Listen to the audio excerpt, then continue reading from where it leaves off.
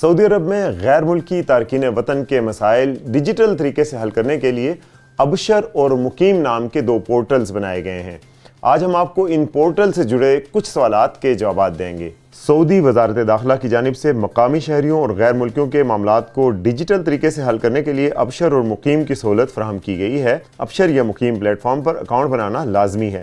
انفرادی معاملات کے لیے ابشر جبکہ کاروباری اداروں کے لیے مقیم پلیٹ فارم مخصوص ہے۔ ابشر پلیٹ فارم کے اکاؤنٹ کے حوالے سے ایک شخص نے دریافت کیا کہ جو موبائل سم ابشر پر رجسٹرڈ تھی وہ گم ہو گئی ہے، جس کی وجہ سے ابشر کا ون ٹائم پاس ورڈ اور توکلنا تک رسائی نہیں ہو رہی، کیا کروں؟ سوال کے جواب میں جوازات کا کہنا تھا کہ ابشر کے فنی شعبے سے رجوع کریں جس کا نمبر 9200204005 ہے۔ یہاں اپنی مشکل سے انہیں آگاہ کریں جو مسئلے کو حل کر دیں گے۔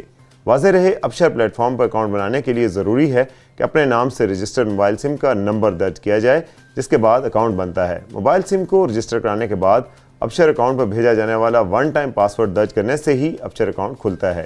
اس لیے جب تک ون ٹائم پاس ورڈ ابشر اکاؤنٹ میں درج نہیں کیا جائے گا اکاؤنٹ نہیں کھلے گا۔ وزارت صحت کی ایپ توکلنا کے لیے بھی ضروری ہے کہ موبائل نمبر درج کیا جائے اور اس پر اکاؤنٹ بنایا جائے۔ واضح رہے توکلنا ایپ موجودہ کورونا حالات میں انتہائی ضروری ہے جس پر کورونا ویکسینیشن کا ریکارڈ اپڈیٹ کیا جاتا ہے۔ قانون کے مطابق ایسے افراد جنہوں نے ویکسین کی دونوں خوراکیں نہیں لگوائی ہوتی انہیں اندرون ملک یا بیرون ملک سفر کرنے کی اجازت نہیں۔ علاوہ ازیں ویکسین نہ لگوانے والوں کو سرکاری اور نجی اداروں اور شاپنگ مالز میں بھی جانے نہیں دیا جاتا۔